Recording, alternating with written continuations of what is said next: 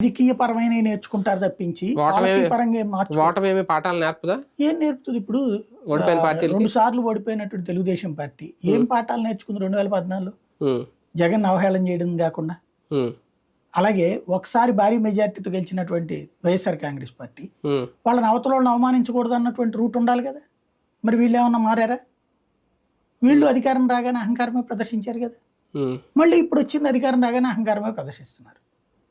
మాటల్లో అనకు. ఇంకా చంద్రబాబుకి జగన్కి తేడా ఏంటంటే ఈయన మాటల్లో అణుకువన్న ప్రదర్శిస్తాడు చంద్రబాబు గారు.